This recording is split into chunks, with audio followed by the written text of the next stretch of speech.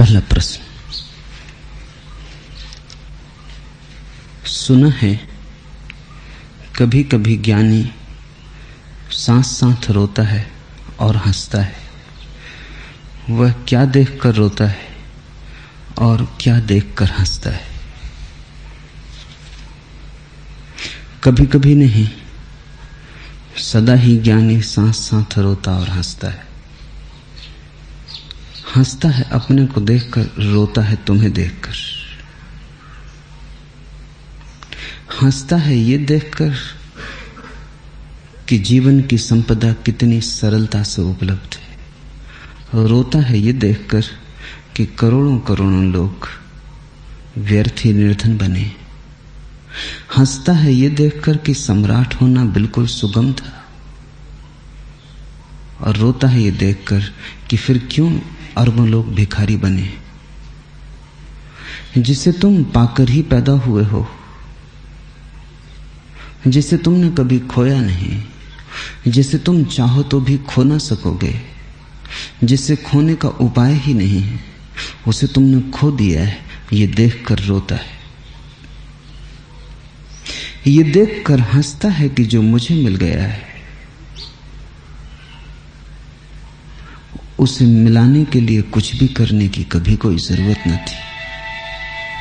कहीं जाने की, किसी यात्रा की कोई जरूरत न थी। ये देखकर हंसता है कि सभी मेरे भीतर था और मैं कैसे चूकता रहा। और अचानक एक क्षण में आती है आंधी, सब कूड़ा करकट उड़ जाता है और भीतर परमात्मा विराजमान है। तुम उसके मंदिर हो। तो जब भी भीतर देखता है मुस्कुराता है, जब भी बाहर देखता है उसकी आंखें आंसुओं से भर जाती। और ऐसा एक ज्ञानी के साथ नहीं होता, सभी ज्ञानियों के साथ होता है, होगा ही। इससे अन्यथा होने का उपाय नहीं। इतना सरल है और इतना कठिन हो गया है। कबीर कहते हैं कि मुझे हंसी आती है कि मछली पानी में क्यों प्यासी है।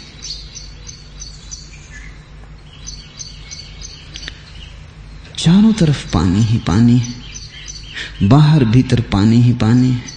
मछली पानी में ही पैदा होती, पानी में ही जीती, पानी में ही लीन हो जाती है, फिर भी प्यासी। तो कबीर कहते हैं मुझे आवे हंसी, मुझे बड़ी हंसी आती। आदमी परमात्मा में ही पैदा होता, जैसे परमात्मा सागर हो तुम्हारे चारों तरफ, और चारों तरफ ही नहीं भीतर भी वही हो, भीतर वही हो बाहर, और फिर भी तुम अतृप्त रह जाओ। अहिर्निश उसका नाद बज रहा हो और तुम्हें धुन भी ना सुनाई पड़े, एक कण भी तुम्हारे कानों में ना आए। चारों ओर उसी के फूल खिलते हों और तुम्हें कोई सुगंध ना मिले। सब तरफ उसी की रोशनी हो और तुम अंधे ही बने रहो और अपने अंधेरे में ही जी लो।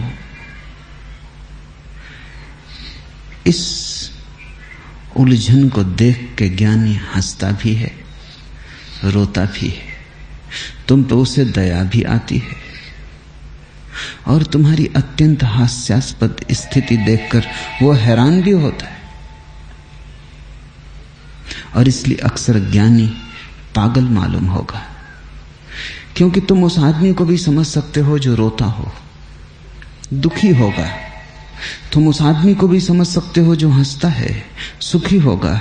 वो आदमी तुम्हारी समझ के बाहर हो जाता है जो हंसता भी है, रोता भी, साथ साथ अलग अलग तुम समझ लेते हो। तुम भी हंसे हो, तुम भी रोए हो।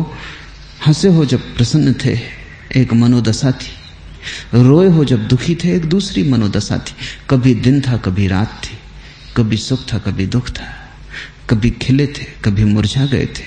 उस दोनों स्थितियों को तुम जानते हो, लेकिन दोनों साथ साथ तो तुमने या तो पागल में देखी है या ज्ञानी में देखी। पागल खाने में जाओ तो तुम्हें पागल कभी कभी हंसते रोते साथ साथ मिल जाएंगे, और ज्ञानी में फिर यही घड़ी घटती है। तो ज्ञानी पागल जैसा लगता है इसलिए बहुत बार ज्ञानियों से हम वंचित ही रह गए हैं, क्योंकि बेबूझ मालूम पड़ती है। वो जो कहता है पहेलियां मालूम होती है, वो जो कहता है उससे कुछ सुलझता नहीं और उलझता मालूम पड़ता है। उसे देखकर ऐसा नहीं लगता कि कोई समाधान मिल जाएगा, ऐसा लगता है कि तुम वैसे ही उलझे थे, इसे देख के और उलझ जाओगे। हंसता और रोता है साथ साथ, इसका गहरा अर्थ है। इसका अर्थ है कि जिनको तुमने अब तक विपरीत की तरह जाना है, ज्ञानी उन्हें एक की तरह जानता है। उपनिषद कहते हैं एकम सद विप्रा बहुधा वदंती, एक ही सत्य है। जानने वालों ने उसे बहुत ढंग से कहा। एक ही अवस्था है जीवन की, अभिव्यक्ति बहुत तरह से हो सकती है। वही रोता है, वही हंसता है, वो एक ही है। एकम सद, वो सत्य एक ही है जो हंसता है और रोता है, जो दुखी होता है, जो सुखी होता है, वो एक ही है। लेकिन तुम कभी उसे देख नहीं पाए। या तो तुमने उसे दुखी देखा, जब दुखी देखा तब तुम सुख को भूल गए, और जब तुमने उसे सुखी देखा तो तुम दुख को भूल गए। इसलिए तुम्हारे जीवन में अधूरापन है। तुम उसे अखंड न देख पाए कि वही हंसता है, वही रोता है। अगर तुम ये देख पाओ कि वही हंसता है, वही रोता है, तो तुम दोनों के पार हो गए। हंसना एक भाव दशा रह गई, रोना भी एक भाव दशा रह गई। तुम साक्षी हो गए, तुम जाग गए। तो ज्ञानी जागता है। उस जागने में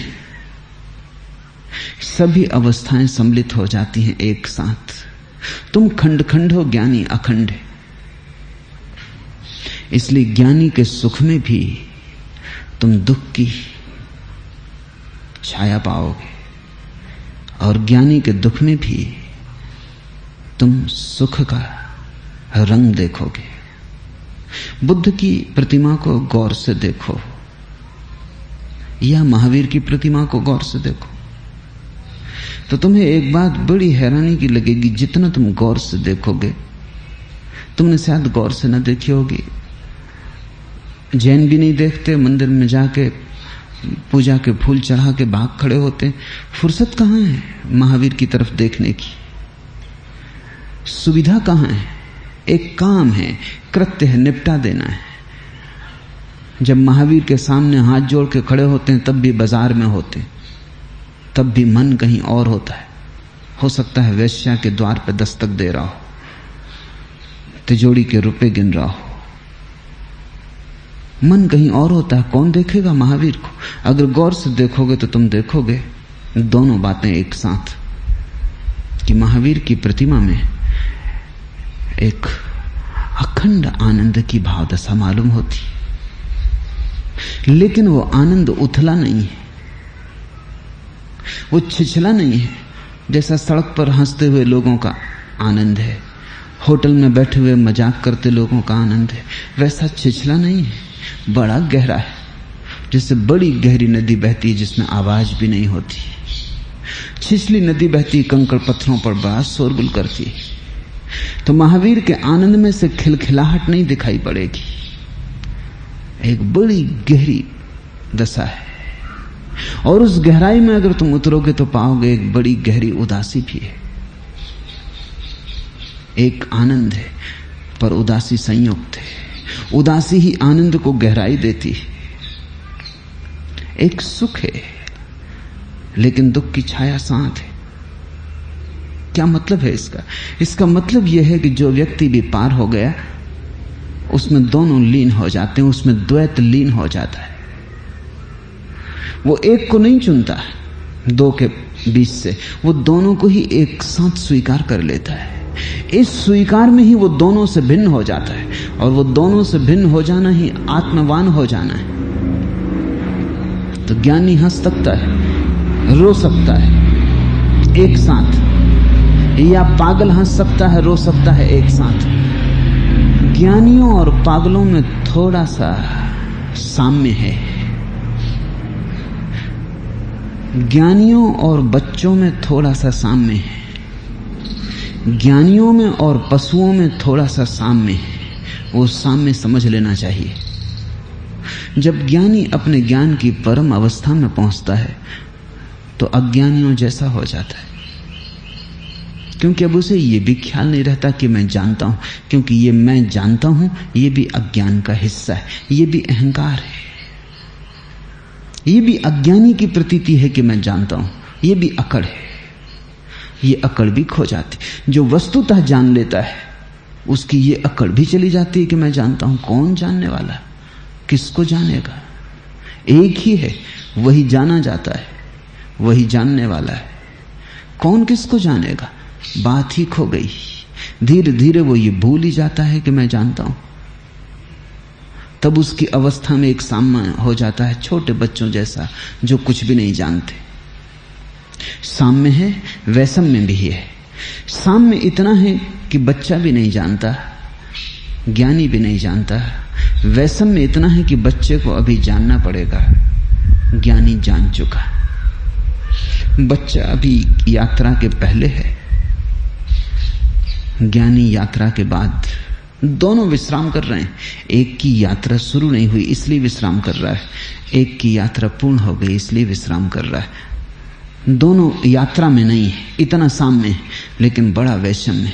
पशुओं और ज्ञानियों में तुम्हें साम्य दिखेगा। बुद्ध की आंखों में कभी गौर से झांको और अपनी गाय की आंखों में झांको, तुम पाओगे एक साम्य है, एक सरलता है जो दोनों में एक जैसी है। न तो गाय की आंखों में चिंता तैरती, न बुद्ध की आंखों में। गाय की आंखें ऐसी हैं जैसे गहरी झील, वैसी आंखें बुद्ध की भी हैं। वही नीलिमा, वही खुला आकाश गाय की आंखों में है जो बुद्ध की आंखों में। एक साम्य है ज्ञानी में और पशुओं में, क्योंकि पशु अभी विकृत नहीं हुए, होंगे। ज्ञानी विकृति के पार उठ गया। पशु अभी पाप में नहीं पड़े, ज्ञानी पाप से उठ गया। पशु आज नहीं कल भ्रष्ट होंगे, ज्ञानी भ्रष्ट हो चुका और भ्रष्ट होने को जान चुका और संभल गया। साम्य है, वैषम्य है। ऐसे ही पागलों और ज्ञानियों में साम्य और वैषम्य। पागल बुद्धि से नीचे गिर गया, ज्ञानी बुद्धि के पार चला गया। तुम्हारे पास थोड़ी बुद्धि है, ज्ञानी के पास पूर्ण हो गई, पागल के पास पूरी नष्ट हो गई। तुम मध्य में अटके हो। पागल नीचे गिर गया, उसकी बुद्धि खो गई, अब वो सोच नहीं सकता, विचार नहीं सकता। ज्ञानी की बुद्धि पूर्ण हो गई, अब उसे सोचने की जरूरत न रही, विचारने की जरूरत नहीं रही। नहीं कि वो सोच नहीं सकता, लेकिन सोचने का प्रयोजन ही न रहा, विचार की कोई बात ही न रही। जान लिया जानने योग्य। विचार को उसने उठा के किनारे रख दिया कि तू अब रुक, हो गया तेरा काम पूरा। ज्ञानी घर लौट आया और पागल इतना भटक गया राह के किनारे कि कहीं भी बैठ के उसने अपना घर मान लिया। दोनों में एक साम्य है। और कई बार तो ऐसा हो सकता है, बहुत बार हुआ है, और अभी पश्चिम में मनस्विद इस संदेह से भर गए कि पश्चिम के पागलखानों में कुछ ज्ञानी भी बंद हैं।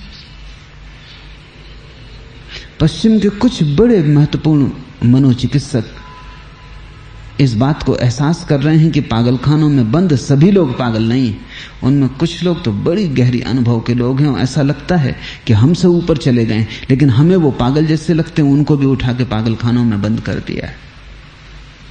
तुम थोड़ा सोचो, अगर रामकृष्ण परमहंस यूरोप या अमेरिका में पैदा हुए होते तो पागलखाने में होते, या किसी अस्पताल में उनकी चिकित्सा चल रही होती। इसके अतिरिक्त कुछ हो नहीं सकता था, क्योंकि जब रामकृष्ण समाधिस्थ होते थे तो उस समाधि की अवस्था में ऐसा ही लगता था जैसे एपिलेप्टिक फिट आ गया, जैसे मिर्गी आ गई। मिर्गी में और समाधि की कुछ अवस्थाओं में साम्य, क्योंकि मिर्गी में भी आदमी का मस्तिष्क जराजीर्ण हो जाता है और शरीर की विद्युत मस्तिष्क में दौड़ती है और मस्तिष्क एक तरह के विद्युत के शॉक में डमाडोल होकर गिर पड़ता है, मुंह से फंसू कर गिरने लगता है, आदमी बेहोश हो जाता है। समाधि में भी वैसी घटना घटती है कि आदमी इतने भीतर उतर जाता है कि शरीर से संबंध टूट जाता है, शरीर बड़े फासले पर हो जाता है। आदमी इतने भीतर हो जाता है कि शरीर को जितनी ऊर्जा मिलनी चाहिए स्वयं से वो नहीं मिलती, शरीर तड़फने लगता है, जैसे मछली तड़फने लगे बिना पानी के। ऐसा जीवन की ऊर्जा न मिलने से शरीर तड़फने लगता है, मिर्गी जैसा मालूम होने लगता है। रामकृष्ण के मुंह से फंसू कर गिरने लगता था 6-6 घंटे, और कभी कभी तो 6-6 दिन तक वो बेहोश पड़े रहते थे।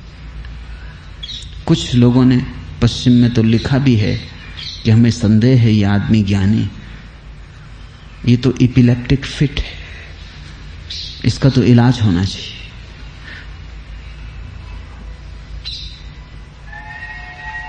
अगर मीरा को दुर्भाग्य से पश्चिम में पैदा होना पड़ता है तो वो भी किसी मनोवैज्ञानिक की कोच पर लेटी इलाज करवा रही होती, क्योंकि मनोवैज्ञानिक मीरा जो कह रही, जो हाव भाव प्रकट कर रही, उससे कुछ और ही समझता है। कुछ साम्य है, वो साम्य वैसे ही जैसे कभी कोई पागल प्रेमी अपनी प्रेसी के लिए दीवाना हो जाता, होश खो देता, या कोई प्रेसी अपने प्रेमी के लिए पागल हो जाती, होश खो देती, लोकलाज छोड़ देती। वही घटना मीरा को घट गई थी। प्रेमी कहीं अज्ञात में था, वो हमें दिखाई नहीं पड़ता था, लेकिन जो मीरा दिखाई पड़ती थी उस पर जो घटना घट रही थी, वो घटना वही थी जो अत्यंत कामाविष्ट अवस्था में घटती। तो पश्चिम के लोग और पश्चिम के मनोवैज्ञानिक तो कहते ये तो काम विकार है, सेक्स परवर्शन है। और फिर अगर मीरा के पद उनकी समझ में आ जाते तो वो कहते पक्की हो गई बात, क्योंकि वो कहती है कि हे कृष्ण, तेरे लिए मैंने सेज सजाई है, फूल बिछाए हैं, मैं जाग कर तेरी राह देखती हूं, तू कब आएगा। तो ये प्रतीक तो प्रेम के हैं, काम के हैं।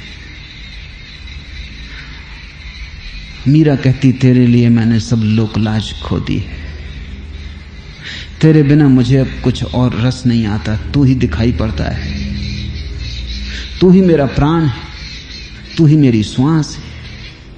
और मीरा नाचती है। मनोवैज्ञानिक कहेगा कि काम विकार है, इसकी काम वासना तृप्त नहीं हो पाई, उसी काम वासना के आधार पर इसका मन विकृत हो गया है।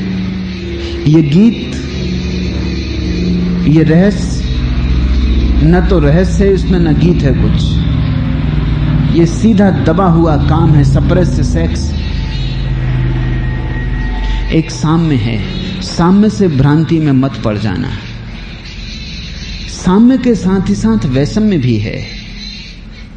जब कोई व्यक्ति कामातुर होता है तो तुम उसमें पीड़ा देख सकते हो, दुख देख सकते हो, आनंद नहीं, वहां वैषम्य। जब कोई स्त्री काम पीड़ित होती है तो उसका चेहरा कुरूप हो जाता है, सुंदर नहीं। और मीरा जैसा सुंदर चेहरा हमने कभी देखा नहीं। जब कोई स्त्री काम पीड़ित होती है और उसका काम तृप्त नहीं होता तो वो विक्षिप्त हो जाती, लेकिन मीरा जैसा होश हमने नहीं देखा। और मीरा के जीवन में जो शांति की सुगंध है वो तो काम वासना से कैसे उठेगी। जो आनंद का अहोभाव है, उसके चारों तरफ जैसे मंदिर चल रहा है, एक पवित्रता है, एक अलौकिक शुद्धि, एक अलौकिक कुंवारापन है, लेकिन उसके प्रतीक तो वही है। कठिनाई ये है कि इस जगत में ही तो संत पैदा होता है, परम ज्ञानी पैदा होता है, उसमें तुमसे बहुत सी बातें मिलती जुलती दिखाई पड़ेंगी, लेकिन उनसे तुम भूल में मत पड़ जाना। अगर तुम्हें कभी भी साम्य दिखाई पड़े तो तुम तत्क्षण खोजना कि वैषम्य कहाँ है, और उसी साम्य के नीचे छिपा हुआ तुम वैषम्य पाओगे। पागल भी रोते हैं, हंसते हैं साथ साथ, ज्ञानी भी रोता है, हंसता है साथ साथ, पर दोनों की जीवन की गुणवत्ता अलग है, दोनों के जीवन का ढंग अलग है। ज्ञानी सुलझा हुआ है, पागल बिल्कुल उलझा हुआ है। पागल को सुलझाने के लिए दूसरों की जरूरत है, ज्ञानी दूसरों के उलझाव को सुलझा देता है। ज्ञानी का समाधान उपलब्ध हो गया है, और तुम अगर उसके निकट बैठोगे और समझने की कोशिश करोगे तो उसका समाधान तुम्हारी समझ में आना शुरू हो जाए। भीतर सब तूफान शांत हो गया है, एक शून्य आविर्भाव हुआ है, प्रभु का मंदिर भीतर निर्मित हुआ है। भीतर वो देखता है तो हंसता है, तुम्हारी तरफ देखता है तो रोता है। उसकी करुणा रोती है, उसका ज्ञान हंसता है। और बुद्ध ने कहा है ज्ञानी के दो ही लक्षण हैं, प्रज्ञा और करुणा। प्रज्ञा का अर्थ है स्वयं का जानना, आत्मज्ञान, और करुणा का अर्थ है दूसरे के लिए चिंता, फिक्र। उसकी करुणा रोती, उसकी प्रज्ञा हंसती, और उसमें सब संयुक्त हो जाता है। वो अखंड है, उसके भीतर पुराने खंड नहीं रहे। इसलिए ज्ञानी को समझना बड़ी अड़चन की बात है। इसलिए केवल वे ही ज्ञानी को समझ पाते हैं जो बड़ी श्रद्धा, बड़े प्रेम और बड़ी आस्था से उसके करीब आते हैं। जिनके मन में संदेह है वो कैसे समझ पाएंगे? संदेह ने समझने का द्वार ही बंद कर दिया। दुनिया में दूसरे को समझने का एक ही उपाय है, और वो प्रेम है। वस्तुओं को समझना हो तो विज्ञान सहयोगी हो सकता है, व्यक्तियों को समझना हो तो प्रेम, तो काव्य, तो संगीत। अगर वस्तुओं को समझना हो तो बिना प्रेम के भी समझ सकते हो। वैज्ञानिक को वस्तु को समझने के लिए कोई प्रेम की जरूरत नहीं। जिन्होंने अणु खोजा उनके लिए कोई प्रेम की जरूरत नहीं है। अणु खोजा जा सकता है, लेकिन जिन्होंने जीवन के परम रहस्य खोले हैं उन्हें समझने का उपाय तो एक ही है कि तुम्हारा हृदय उन्हें समझने की चेष्टा करे। वस्तुएं मस्तिष्क से समझी जाती, व्यक्ति हृदय से। और ज्ञानी तो व्यक्तित्व की परम गरिमा है, वो तो गौरी शंकर है, वो तो आखिरी शिखर है। उसे समझने के लिए तो तुम्हें बहुत हृदय पूर्वक होकर आना पड़े तो ही उसे समझ सकते हो। अगर तुम संदेह से, आलोचना से भरे हुए गए तो समझना मुश्किल है। मुल्ला नसरुद्दीन के पड़ोस में एक नए व्यक्ति आके बसे। उसके तो देखने का ढंग ही आलोचना है। सभी पड़ोसियों की वो निंदा मुझसे कर चुका है। नए पड़ोसी आए तो मैंने सोचा देखें क्या कहता है। तो उससे मैंने पूछा कि नए पड़ोसी आ गए, क्या खबर है उनके संबंध में, क्या सोचते हो? उसने कहा 11 भाई हैं। पहला भाई राजनेता है और दूसरा उससे भी गया भी था। तीसरा भाई विश्वविद्यालय में प्रोफेसर है और चौथा उससे भी गधा। पांचवा मनोवैज्ञानिक है, छठवां भी पागल।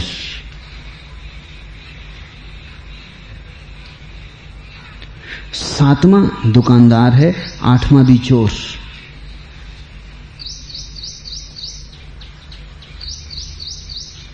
नौवां कवि है और 10वां भी लफंगा। और 11वां अपने बाप जैसा ही बाल ब्रह्मचारी है।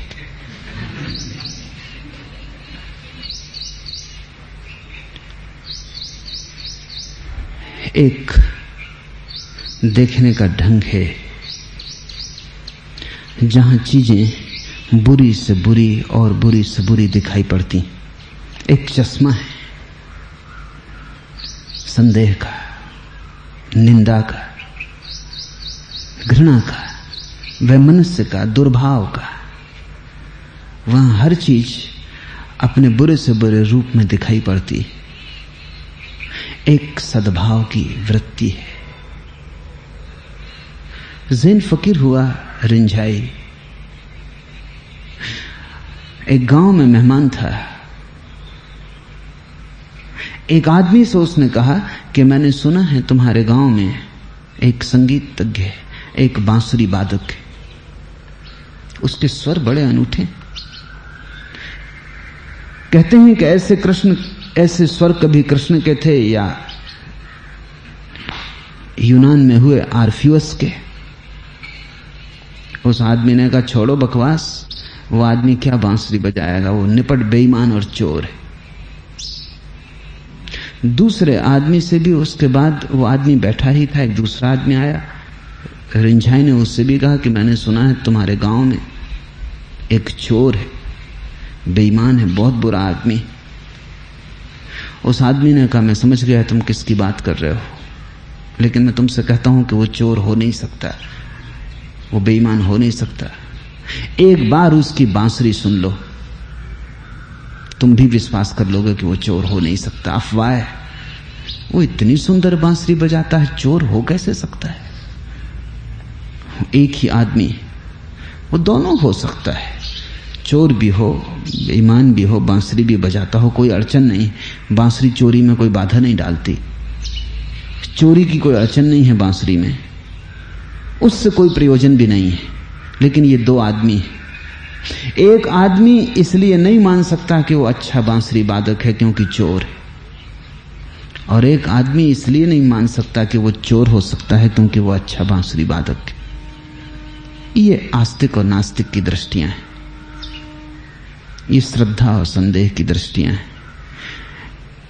ज्ञानी को समझना हो तो बड़े भाव और बड़े प्रेम से ही समझा जा सकता, अन्यथा वो पागल मालूम पड़ेगा।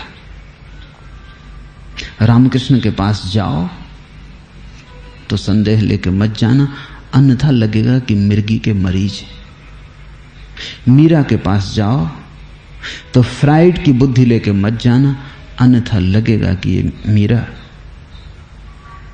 मानसिक रोग से ग्रस्त है। महावीर के पास जाओ तो मनोविश्लेषण करने मत जाना, नहीं तो लगेगा ये आदमी नग्न खड़ा है, एग्जीबिशनिस्ट, पुलिस को खबर करो, ये आदमी अपने को नंगा दिखाने में उत्सुक है। एक बीमारी होती है मनोवैज्ञानिक, उसको एग्जीबिशनिज्म कहते हैं, कि कुछ लोग बीमार होते हैं कि वो, उनको मजा आता है इसमें कि वो अपना नग्न रूप तुम्हें दिखा दें। एकांत में सड़क पर चलते हुए कोई ना देखेंगे, वो जल्दी से अपना पजामा गिरा देंगे ताकि तुम उन्हें नग्न देख लो। वो रोग उनको। महावीर नग्न खड़े, पजामे नहीं गिराते, बिल्कुल ही सब गिरा के खड़े, जरूर रुकने, कहीं कोई गड़बड़ है। महावीर के पास मनोवैज्ञानिक की तरह मत जाना, क्योंकि तुम तब जा ही ना सकोगे।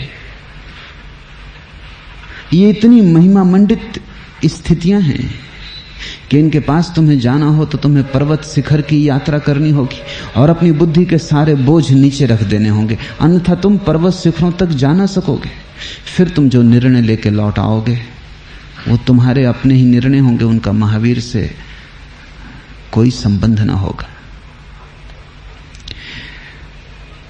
ज्ञान इस जगत में सबसे बड़ी पहेली है, अगर तुम्हारी जगह से देखा जाए। असंभव घटता है ज्ञानी में, जो नहीं घटना चाहिए वो घटता है।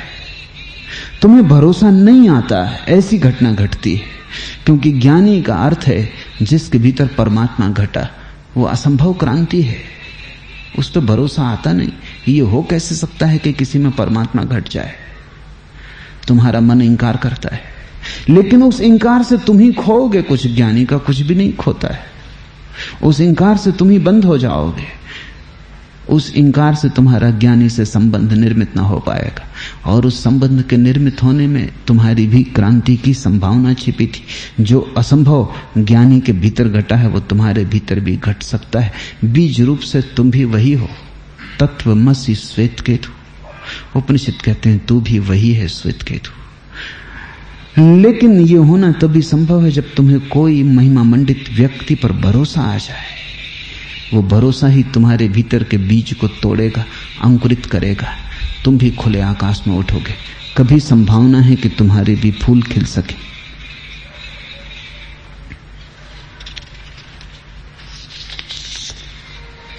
दूसरा प्रश्न, क्या हम सबकी मनोस्थितियों को देखकर भी आप कबीर की भांति कह सकते हैं साधो सहज समाधि भली? कबीर ने तुम्हारी मनस्थिति देखकर ही कहा था। तुम्हारे जैसे ही लोग कबीर के पास इकट्ठे थे, अलग तरह के लोग लाओगे कहां से? दो ही तरह के लोग हैं, ज्ञानी हैं, अज्ञानी हैं। और जब भी कभी कोई ज्ञानी का दिया जलता है तो जो दिए की खोज में है, रोशनी की खोज में है, वो इकट्ठे हो जाते। तुम ही बुद्ध के पास थे, तुम ही महावीर के, तुम ही कबीर के, तुम्हारे जैसे ही लोग। तुमसे ही कहा था साधो सहज समाधि भली, किसी और से नहीं। अगर किसी और से कहा होता तो मैं तुम्हें समझाता ही नहीं, फायदा ही क्या। अगर किसी और को कहा था तो तुम्हें समझाने की क्या जरूरत है, तुमसे ही कहा था। उस बार तुम चूक गए, सोचता हूं शायद इस बार समझ जाओ। और क्यों कहा था साधो सहज समाधि भली? क्योंकि तुम सबके मन में यह ख्याल है कि समाधि बड़ी कठिन बात है, कठिन ही नहीं असंभव। और यह ख्याल तुमने ही पैदा कर लिया। कोई ज्ञानी नहीं कहता कि समाधि कठिन बात है, ये तुमने ही पैदा कर लिया, ये तुम्हारी तरकीब है। तुम्हें जो काम नहीं करना उसको तुम असंभव कहते हो, जिससे तुम्हें बचना है उसे तुम कठिन कहते हो, जिस तरफ तुम्हें जाना ही नहीं उस तरफ तुम कहते हो ये होने वाला ही नहीं, ये बहुत मुश्किल है, ये अपने बस के बाहर है। जो बस के भीतर है वही हम करें, ये तो बस के बाहर है। मोक्ष, निर्वाण, आनंद, सुख तो मिल नहीं रहा हमें, आनंद कैसे मिलेगा, ये तो असंभव है। हम तो सुख खोज लें, ये परम धन मिलेगा नहीं मिलेगा, सांसारिक धन ही नहीं मिल पा रहा है, पहले तो हम इसे खोज लें। क्षुद्र पर ही हाथ नहीं आ रहे, विराट पर कैसे आएंगे? क्षुद्र का ही द्वार नहीं खुल रहा, चाबी नहीं लग रही, विराट का द्वार कैसे हमसे खुलेगा? कठिन है, असंभव है। ऐसा तुम स्थगित कर देते हो, इस तरकीब से तुम टाल देते हो। तुम ध्यान रखना इस बात का कि जब तुम किसी चीज को कठिन कह देते हो तो तुम्हारे प्रयोजन क्या है, क्यों तुम कठिन कहते हो? वस्तुतः कठिन है या तुम बचना चाहते हो, या तुम कहते हो अभी समय मेरा नहीं आया, अभी मुझे करना नहीं है, इसलिए कठिन कहते हो। मेरे पास लोग आते हैं, वो कहते हैं शांति चाहिए, उनसे मैं कहता हूं थोड़ा ध्यान करो, वो कहते हैं समय नहीं है। अशांति के लिए समय है, शांति के लिए समय नहीं। और शांति चाहिए, मुफ्त चाहिए, कोई दे दे, प्रसाद में कहीं बटती हो मिल जाए। इन्हीं लोगों को मैं सिनेमा में बैठे देखूं, इन्हीं लोगों को होटल में बैठे देखूं, यही ताश खेलते हैं। इनको ही घर पे तुम बैठे देखो, उसी अखबार को तीसरी बार पढ़ रहे हैं।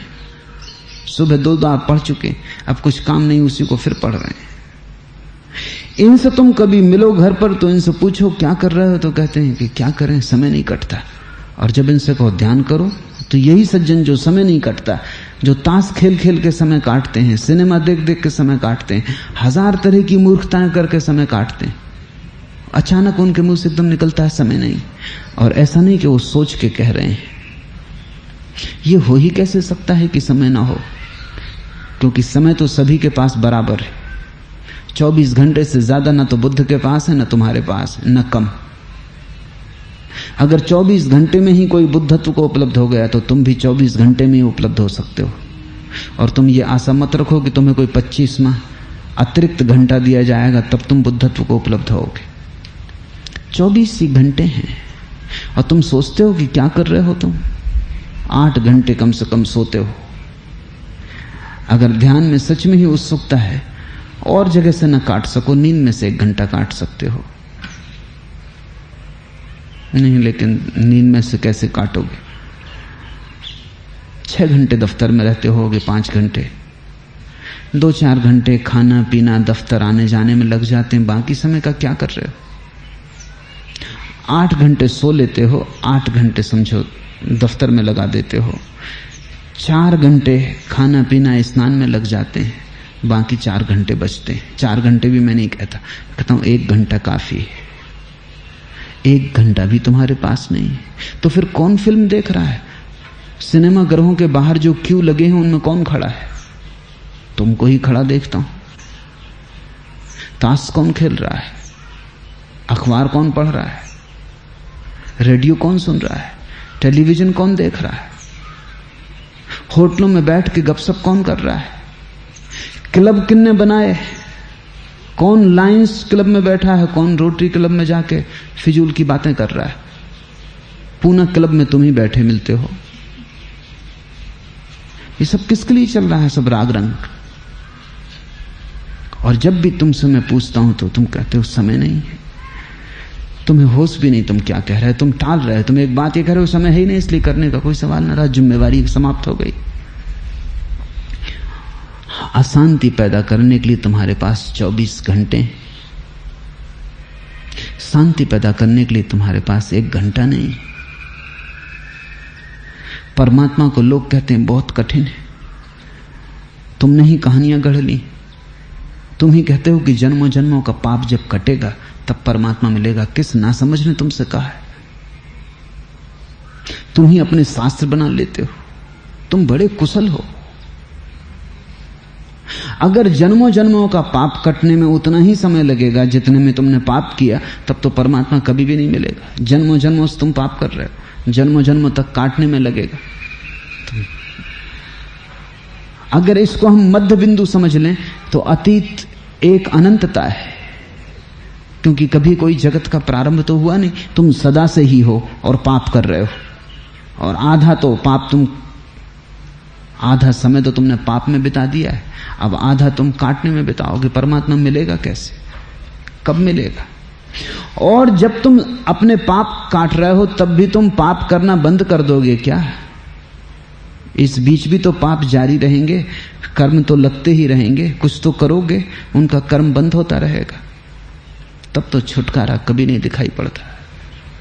नहीं, ये तुमने ही सिद्धांत गढ़ लिए हैं अपने को समझाने के लिए। वास्तविक अवस्था बिल्कुल अन्य है। जैसे अंधेरे में दिया जलता है और हजारों साल का अंधेरा क्षण भर में मिट जाता है, वैसे ही हजारों साल के पाप ध्यान के दिए के जलते ही मिट जाते।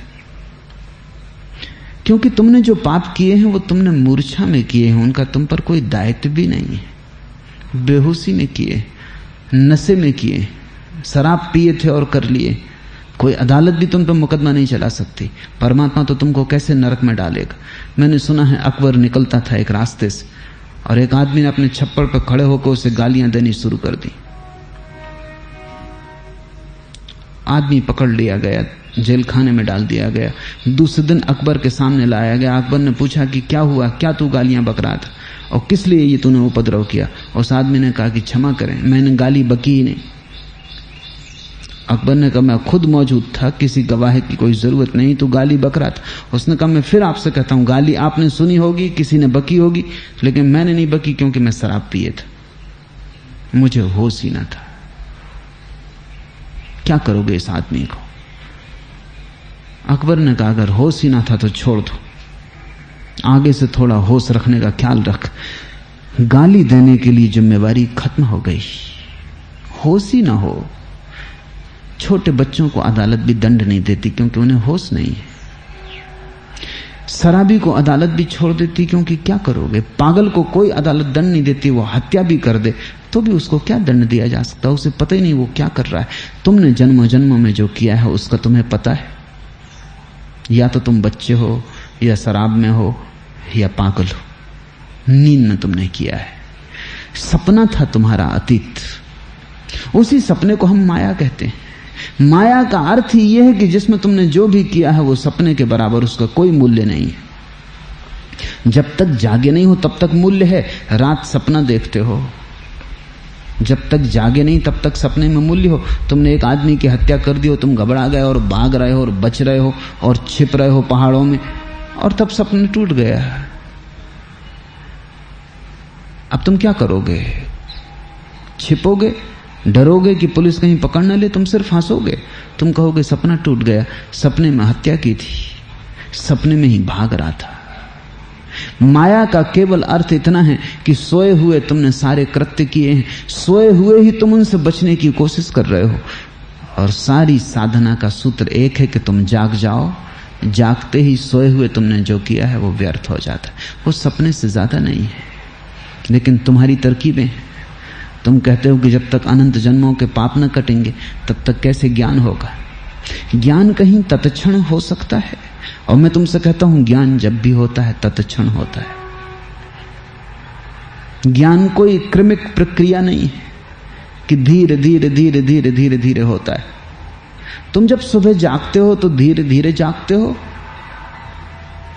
एक क्षण पहले नींद थी और एक क्षण बाद होश है। दोनों के बीच में कोई ऐसी जगह होती जब तुम कह सको कि आधा होश है आधा होश नहीं है, क्योंकि अगर आधा होश भी है तो नींद टूट गई। अगर तुम कहो कि जरा सा होश है बाकी नींद है तो भी नींद टूट गई, क्योंकि जिसको इतना भी पता है कि जरा सा होश वो जाग गया। ऐसी ही घटना घटती है अंतस के लोक में। तुम जाग जाते हो क्षण में, लेकिन तुम कहते हो असंभव, कठिन, मुश्किल।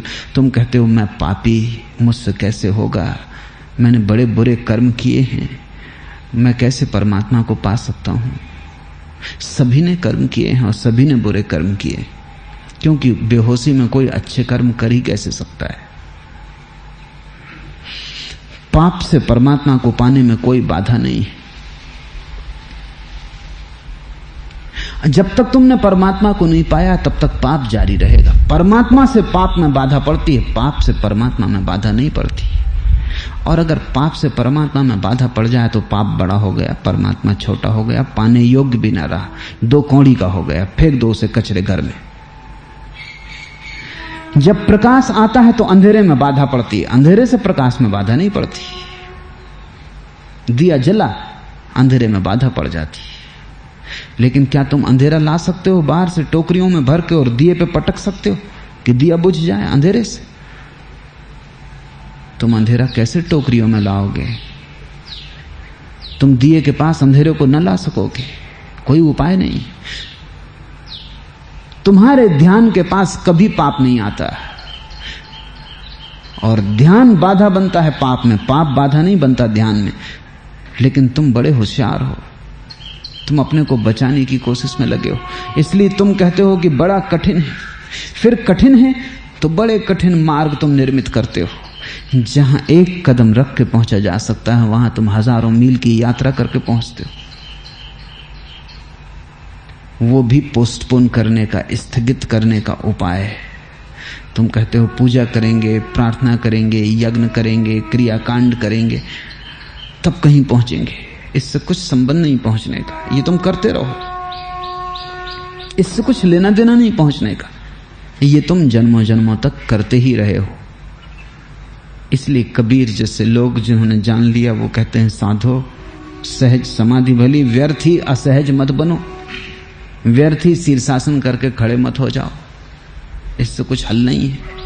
व्यर्थ के उपक्रम मत करो। बड़ी सीधी है बात, सीधा है सत्य, होना भी चाहिए। असत्य तिरछा है, आड़ा टेढ़ा है, सत्य तो सीधा और सरल है। सत्य तो बिल्कुल निकट है, असत्य दूर है। सत्य में तो कोई उलझन नहीं है।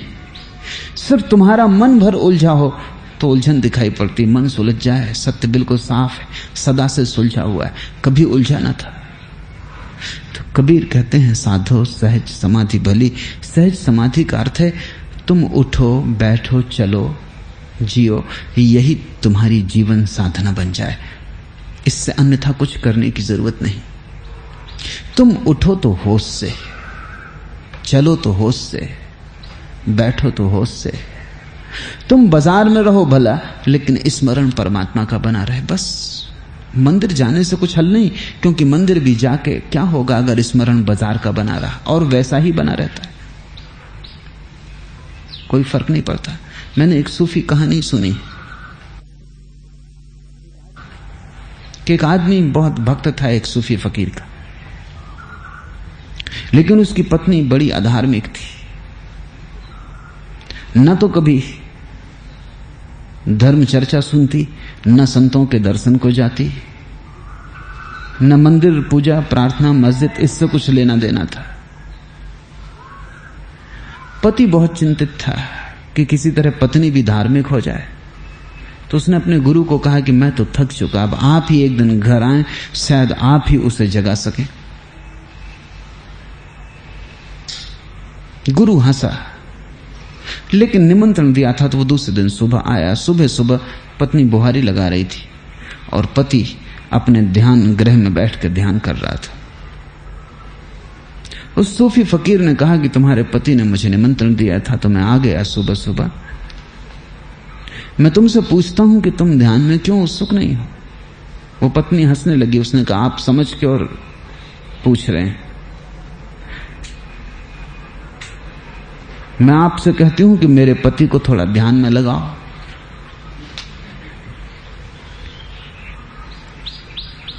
सूफी हंसने लगा। उसने कहा कि तू मुझे बता, तेरे पति अभी कहां है?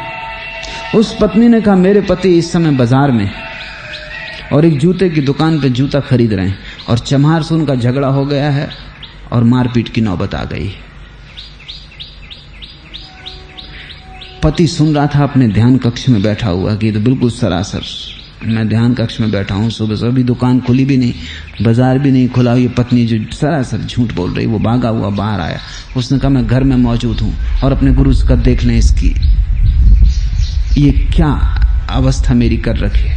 ये कह रही कि बाजार अभी खुला नहीं, चम्हारों की दुकानें अभी बंद हैं और मैं यहां ध्यान कर रहा हूं और ये कह रही मैं चम्हार की दुकान पर खड़ा। उस फकीर ने कहा, तुम आंख बंद करो, ठीक से देखो, क्योंकि मैं भी मानता हूं तुम्हारी पत्नी ठीक कह रही। तब तो वो घबराया। उसने आंख बंद की और उसने गौर किया तो उसने पाया कि पत्नी ठीक कह रही। जूते फट गए और वो कल रात से सोच रहा है कि बाजार खरीदने जाना है। तो ऐसे बैठा था ध्यान करने, माला फेर रहा था, लेकिन वो माला हाथ में ही फिर रही थी। भीतर कल्पना में वो बाजार पहुंच गया था और चम्हार की दुकान पर जूते खरीद रहा था। मोल भाव हो रहा था और झगड़ा बढ़ गया। वो बहुत ज्यादा दाम मांग रहा था और वो बहुत कम बता रहा था और फजीयत हो गई ज्यादा और एक दूसरे के गर्दन को पकड़ लिया। और जब इस पत्नी ने बताया फकीर को, तब वो गर्दन को पकड़ी थी, मारपीट होने के करीब थी।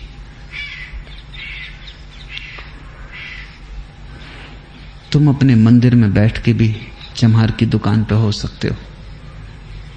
तुम चम्हार की दुकान पे होके भी मंदिर में हो सकते हो।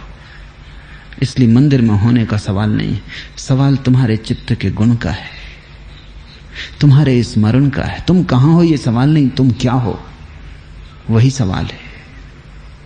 तुम दुकान पे बैठो लेकिन स्मरण परमात्मा का रहे। तुम रास्ते पे चलो लेकिन स्मरण परमात्मा का रहे। तुम भोजन करो लेकिन स्मरण परमात्मा का रहे। तुम बिस्तर पर सो लेकिन स्मरण परमात्मा का रहे।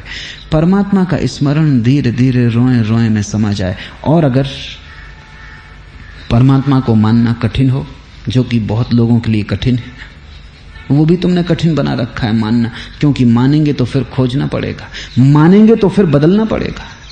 इसलिए अधिक लोग नास्तिक हैं। नास्तिकता का कुल इतना ही अर्थ है कि हम मानते नहीं, इसलिए झंझट ही नहीं खोज की। फिर जो हम कर रहे हैं ठीक है, उससे अन्यथा कुछ हो ही नहीं सकता। तुम मानते भी नहीं हो, मानने की कोई जरूरत भी नहीं है। नास्तिक हो अगर तुम, तो परमात्मा का स्मरण मत करो, अपना स्मरण करो। असली सवाल स्मरण है। किसका, ये भी सवाल नहीं। राम का, रहीम का, कृष्ण का, बुद्ध का, ये भी सवाल नहीं, अपने ही करो। अंग्रेज कवि हुआ टेनिसन, और उसने अपने संस्मरण में एक बड़ी अनूठी बात लिखी। उसने लिखा है कि मैं छोटा बच्चा था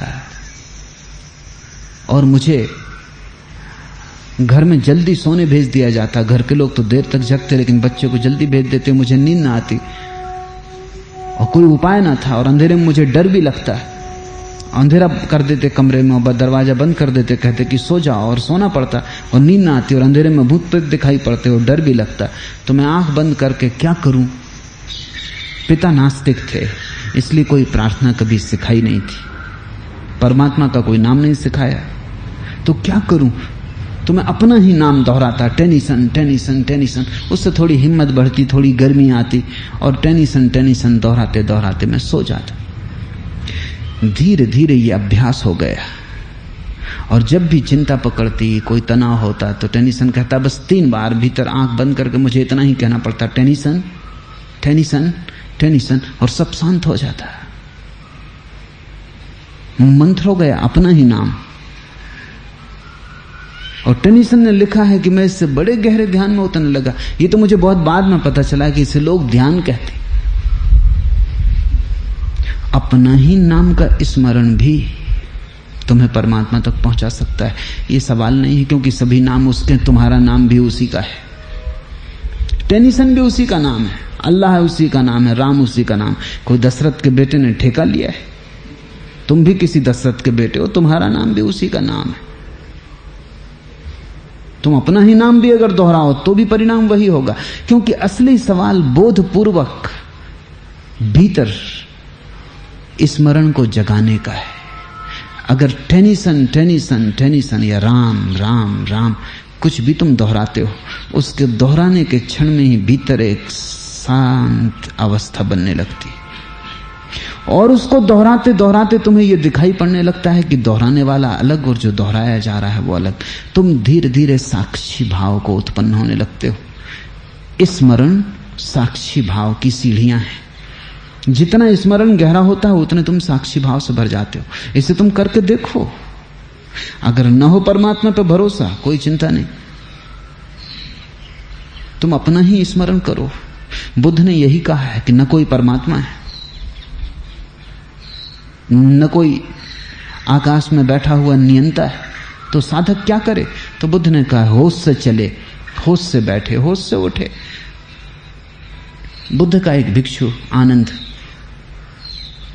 पूछने लगा, वो एक यात्रा पर जा रहा था और उसने पूछा कि भगवान कुछ मुझे पूछना है। स्त्रियों के संबंध में मन में अभी भी काम वासना उठती है, तो स्त्रियां मिल जाएं तो उनसे कैसा व्यवहार करना? तो बुद्ध ने कहा स्त्रियां अगर मिल जाएं तो बच के चलना, दूर से निकल जाना। आनंद ने कहा और अगर ऐसी स्थिति आ जाए कि बच के न निकल सके? तो बुद्ध ने कहा आंख नीचे झुका के निकल जाना। आनंद ने कहा और यह भी हो सकता है कि ऐसी स्थिति आ जाए कि आंख भी झुकाना संभव ना हो। समझो कि कोई स्त्री गिर पड़ी हो और उसे उठाना पड़े, या कोई स्त्री कुएं में गिर पड़ी हो और जाके उसको सहारा देना पड़े, या कोई स्त्री बीमार हो। ऐसी स्थिति आ जाए कि आंख बचा के भी चलना मुश्किल हो जाए, तो बुद्ध ने कहा छूना मत।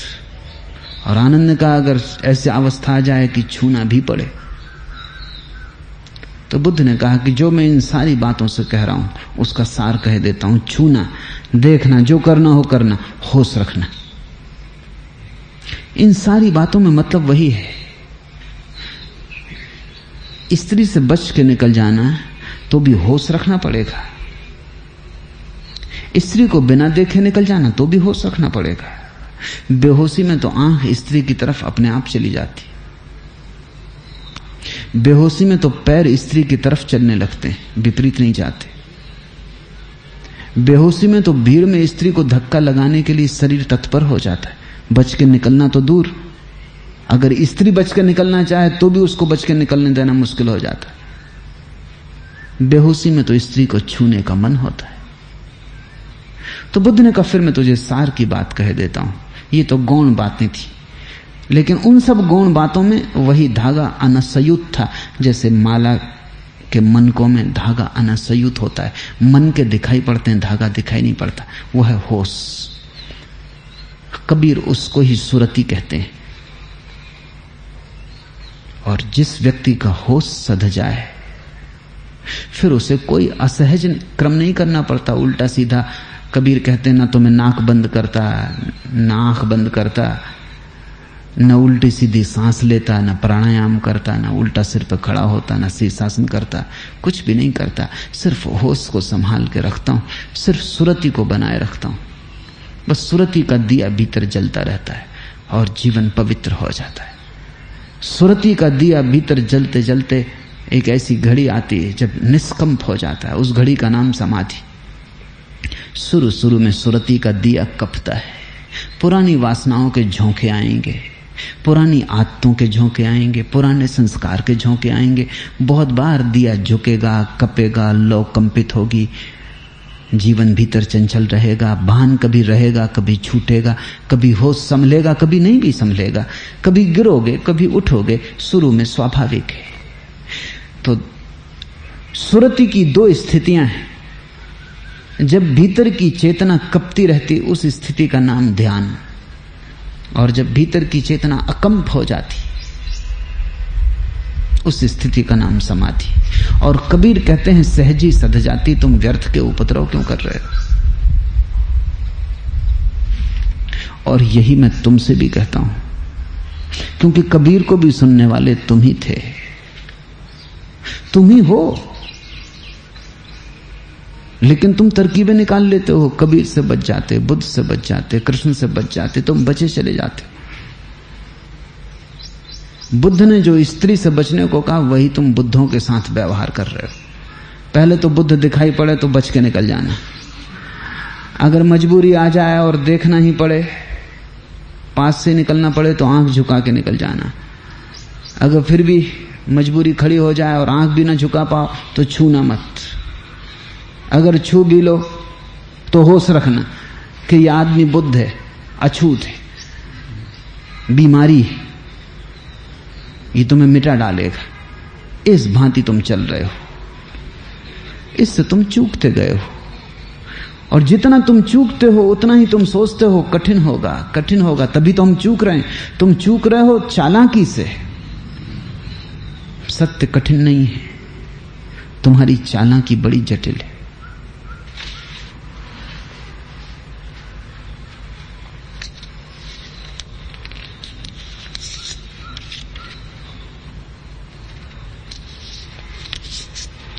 चौथा प्रश्न, आपके पास आकर पीड़ा का रूप ऐसा बदल गया है कि पहले कारण पता चलता था, अब तो कारण ही कभी कभी पता नहीं चलता है और पीड़ा बहुत घनी होती है। यह क्या है? शुभ लक्षण है। पीड़ा का कारण बाहर नहीं है, तुम्हारे होने का ढंग है। लेकिन साधारण आदमी की तरकीब यह है कि वो सदा बाहर कारण खोजता है। तुम दुखी हो, तुम तत्क्षण कारण खोजते हो बाहर कि कौन मुझे दुखी कर रहा है, क्या कारण है मेरे दुख का। और बड़ा संसार है चारों तरफ, कोई ना कोई कारण तुम खोज लेते हो। वो कारण झूठा है। दुखी तुम हो बिना कारण, क्योंकि तुम्हारे जीवन का ढंग मूर्छा से भरा है। और मूर्छा का अर्थ है दुख। मूर्छा में दुख ही फलता है और कुछ नहीं फलता। मूर्छा में दुख के ही फूल लगते हैं और कोई फूल नहीं लगते, दुख के ही कांटे लगते हैं, कहना चाहिए जहर ही लगता है। लेकिन कारण तुम बाहर खोजते हो। तुम दुखी हो तो तुम कारण बाहर खोजते हो, तुम क्रोधित हो तो तुम कारण बाहर खोजते हो कि किसी ने अपमान किया होगा, जरूर कोई दुख दे रहा है तभी तो मैं दुखी हूं। जैसे जैसे तुम्हारा ध्यान संभलेगा वैसे वैसे तुम्हें दिखाई पड़ेगा कारण तो कोई भी नहीं, तुम ही हो। तब धीरे धीरे तुम पाओगे कि किसी की गाली देने से तुम क्रोधित नहीं होते। तुम क्रोधित होते हो क्योंकि क्रोध तुम्हारे भीतर है, गाली तो सिर्फ निमित्त है। गाली तो ऐसे जैसे किसी ने कुएं में बाल्टी डाली और पानी भर के बाल्टी में बाहर आ गया। अगर कुएं में पानी ना होता तो बाल्टी पानी ला सकती थी। गाली तो बाल्टी है, किसी ने तुम्हारे भीतर डाली। अगर क्रोध ना होता तो गाली की बाल्टी क्रोध को बाहर ला सकती थी। कुआं अगर खाली होता तो बाल्टी भटकती, थोड़ा शोरगुल करती, उठती गिरती, खाली वापस लौट आती। और जब मैं ये कह रहा हूं तो ऐसा होता रहा है। बुद्ध को भी तुमने गालियां दी हैं, जीसस को भी गालियां दी हैं, तुम्हारी बाल्टी खाली ही वापस लौट आई। कोई क्रोध वहां से वापस नहीं लौटा। गाली ज्यादा से ज्यादा निमित्त हो सकती है लेकिन कारण नहीं है। कारण और निमित्त का यही फर्क है। कारण तो तुम हो, गाली निमित्त है। और अगर आज कोई गाली न देता तो तुम कोई और निमित्त खोज लेते, कोई और निमित्त खोज लेते।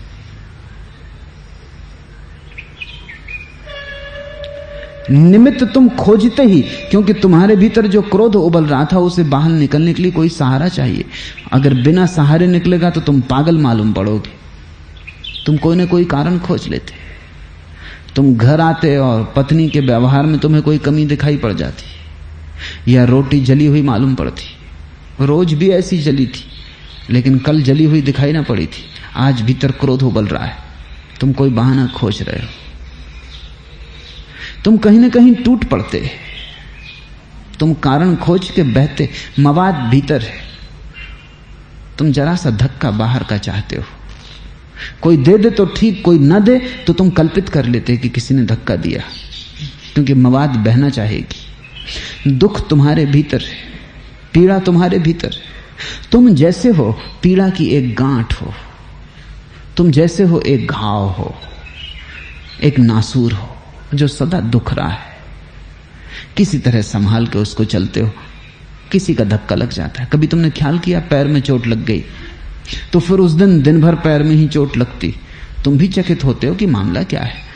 आज दरवाजा पैर में क्यों लगता है, कुर्सी की टांग पैर में क्यों लगती है, बच्चा भी आके उसी पैर पे क्यों खड़ा हो गया, इस सारी दुनिया पैर के पीछे क्यों पड़ी।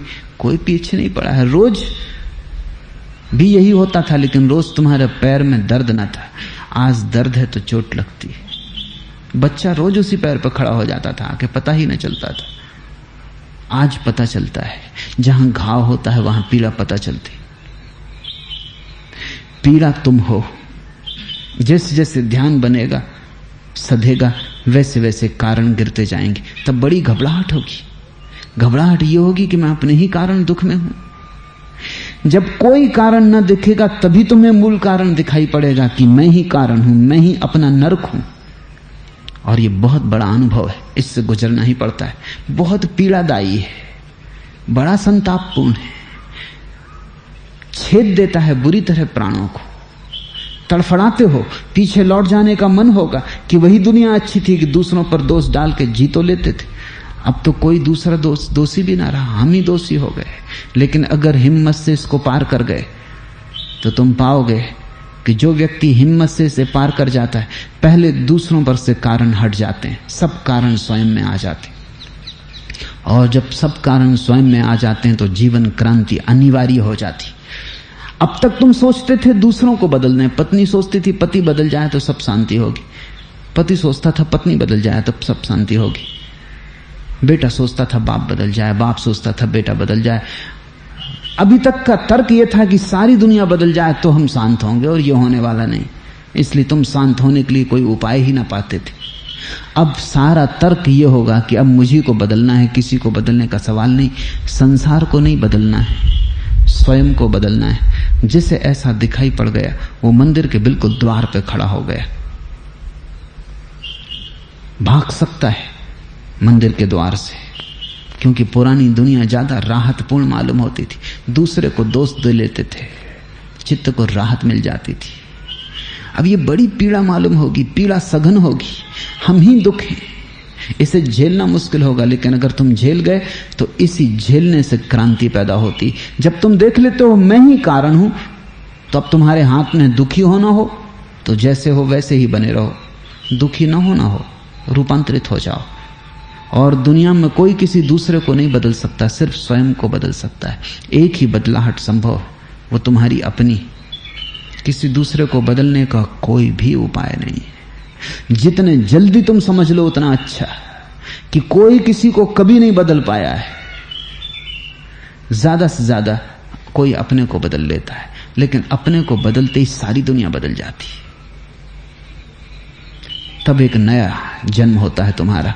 और जैसे कल तक तुम पीड़ा के घाव थे, अब तुम भीतर एक आनंद के नृत्य हो जाते हो। और अब एक दूसरी यात्रा शुरू होती कि हर कोई कारण बन जाता है तुम्हारे आनंद के बहने के लिए। एक बच्चा मुस्कुराता हुआ निकल जाता है और तुम अपूर्व पुलक से भर जाते हो। एक फूल खिलता है और तुम्हारे भीतर कुछ नाचने लगता है। आकाश में तारे उगते हैं और तुम मग्न हो जाते हो। कोई वीणा बजाता है और तुम्हारे भीतर के तार छिड़ जाते हैं। झरने में कलकल का नाद होता है और तुम्हारा हृदय आकंठ भर जाता है किसी अपूर्व आनंद से। अब सब तरफ आनंद के कारण मिलने लगते हैं। जैसे कल सब तरफ दुख के कारण मिलते थे, अब सब तरफ आनंद के कारण मिलने लगते हैं। तुम ही हो दुख, तुम ही हो नरक, तुम ही हो स्वर्ग, तुम ही हो महासुख। महावीर ने कहा है तुम ही हो शत्रु अपने और तुम ही हो मित्र। न तो तुमसे बड़ा तुम्हारा कोई शत्रु है और न तुमसे बड़ा तुम्हारा कोई मित्र है।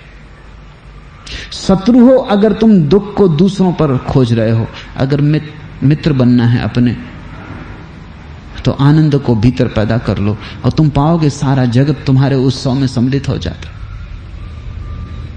सारा जगत उत्सव मना ही रहा है, वो तुम्हारे लिए रुका भी नहीं। पक्षी गीत गाए ही चले जा रहे हैं, वृक्षों में हवाएं नाच रही हैं, आकाश में बादल तिर रहे हैं, झीलें परम शांति से भरी हैं, हिमालय के शिखर परम आनंद में उठे, सब तरफ आनंद है। एक तुम अपने भीतर दुख की गांठ लिए चल रहे हो और वो गांठ पक गई बुरी तरह, जरा भी छू जाती है तो बस नरक फूट पड़ता है। इस गांठ को हटा दो, ये हट सकती। इसके हटाने का पहला उपाय तो यह है कि तुम दूसरों पर दोष देना बंद कर दो, सब बात के लिए स्वयं दोषी हो जाओ। यही है रिस्पॉन्सिबिलिटी, यही है उत्तरदायित्व कि तुम अपने लिए स्वयं जिम्मेवार हो, कोई दूसरा जिम्मेवार नहीं। इससे ही पहली आत्म भावना पैदा होती। फिर नरक से गुजरना पड़ेगा। थोड़े दिन बड़ी पीड़ा होगी जैसी कभी न थी। जैसे सुबह होने के पहले गहन अंधकार हो जाता है, ऐसे ही स्वर्ग के उठने के पहले नरक बहुत सघन हो जाता है।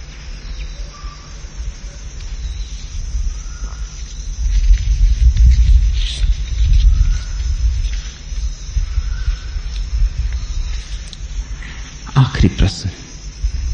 तृष्णा पीछा न छोड़े, मन कोलाहल से भरा हो और बेईमानी चोरी का साम्राज्य हो, करें तो मुश्किल न करें तो मुश्किल।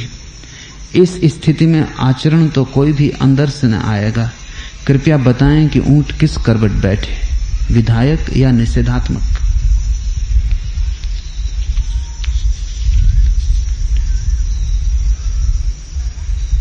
ऊंट का बैठना जरूरी नहीं। इस तरह के सारे प्रश्न ये मान के चलते हैं कि दो ही विकल्प हैं। ऊंट किस करवट बैठे, यह हम मान ही लेते हैं कि ऊंट को बैठना ही पड़ेगा, करवट लेनी ही पड़ेगी, इसलिए चुनाव जरूरी है। तर्कशास्त्र में एक तर्क की व्यवस्था है जिसको डायलेमा कहते हैं, मेढ़ा न्याय। उसमें इस तरह के प्रश्न होते हैं कि अगर तुम भैंस के दो सींगों के बीच फंसे हो तो तुम कौन सा सींग चुनोगे, कुआं या खाई?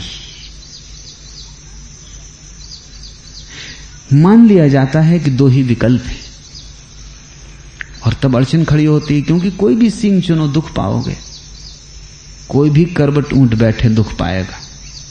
चुनाव किया कि दुख पाया।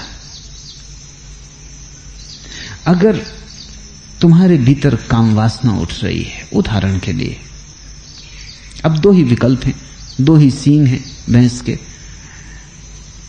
या तो विवाह कर लो और या ब्रह्मचारी हो जाओ। विवाह करो तो भी दुख पाओगे, जाके विवाहित लोगों को देख लो। सभी विवाहित लोग सोचते हैं कि ब्रह्मचारी ही रह गए होते तो अच्छा था। ऐसा विवाहित आदमी तुम्हें न मिलेगा खोजने से जिसके मन में कई बार ये ख्याल ना उठा हो कि अविवाहित ही रह गए होते तो अच्छा था। दुख पाओगे। करवट चुन ली, फिर ब्रह्मचारी है, तुम ये मत सोचना कि वो सुखी, वो दुखी, क्योंकि काम वासना उन्हें सता रही। विवाह नहीं किया, इससे क्या होता है? सपने में सताती है, मन में घूमती है, चारों तरफ से ग्रसती है। विवाहित व्यक्ति से भी ज्यादा कामातुर हो जाता है ब्रह्मचारी का मन, क्योंकि विवाहित को तो थोड़ा सा निकास है, ब्रह्मचारी को तो कोई निकास ना रहा। और काम वासना कोई ऊपर से थोपी गई चीज नहीं है कि तुमने फिल्मों में देख के सीख ली, जैसे तुम्हारे मूल साधु सन्यासी समझाते रहते हैं कि लोग कामातुर हुए जा रहे हैं क्योंकि फिल्म देख रहे हैं, तो जानवर भी फिल्म देख रहे हैं, वो काहे के लिए कामातुर हुए जा रहे हैं? कि लोग कामुक हो गए हैं क्योंकि गलत साहित्य पढ़ रहे हैं, वृक्ष भी कामातुर है, नहीं तो फूल ना लगेंगे, फल ना लगेंगे। पक्षी भी कामातुर है, वो जो कोयल बोल रही है वो काम का गीत है, वो जो मोर नाच रहा है वो काम का नृत्य है। उनने कौन सी गंदी किताबें पढ़ी हैं, कौन सा अश्लील साहित्य पढ़ा है? काम वासना नैसर्गिक है, इसलिए तुम उसे सिर्फ निर्णय कर लेने से कि हम विवाह न करेंगे बच नहीं सकते। इसलिए ब्रह्मचारी और भी ग्रसता है, और भी बुरी तरह फंसता है। और तुम ऐसा ब्रह्मचारी न पाओगे जिसके मन में यह ख्याल ना होता हो कि विवाह ही कर लिया होता तो अच्छा था। ये बड़ी मुश्किल की बात है। ऊंट किसी करवट बैठे फंसता है। और अगर तुम कहते हो कि दो ही विकल्प हैं, तो मैं कहता हूं विवाह करके ही फंसना। अगर दो ही विकल्प हैं, यद्यपि वो मेरी मान्यता नहीं, तीसरा विकल्प मैं तुमसे कहूंगा। लेकिन अगर ऐसा हो कि दो ही विकल्प सूझते हो, तो करके पछताना बेहतर है बजाय ना करके पछताने के। क्यों? क्योंकि करके आदमी कुछ सीखता है, ना करके कुछ भी नहीं सीखता। तो विवाहित आदमी किसी न किसी दिन ब्रह्मचर्य को उपलब्ध हो सकता है, ऊब के, थक के, उपद्रव से परेशान होके, देख के जीवन की स्थिति को समझ के प्रौढ़ हो सकता है। लेकिन जो ब्रह्मचारी रह गया पहले से, वो कभी ब्रह्मचर्य को उपलब्ध ना हो पाएगा।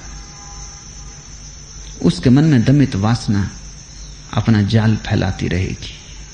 इसलिए मैं देखता हूं कि अगर आदमी ठीक से ग्रस्त रहा हो तो 50 साल के करीब आते आते अपने आप ही एक सहज ब्रह्मचर्य पैदा होना शुरू हो जाता है।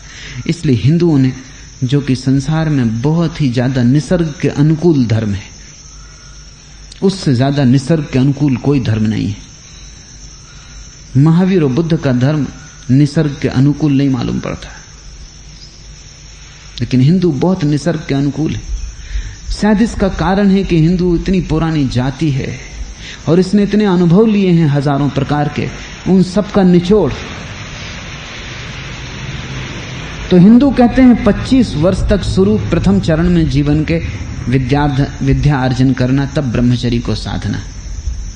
लेकिन वो ब्रह्मचर्य अस्थाई है, वो कोई जीवन का व्रत नहीं है। वो तो सिर्फ विद्या अर्जन के लिए साधा जा रहा है, ताकि सारी ऊर्जा विद्या अर्जन में लग जाए।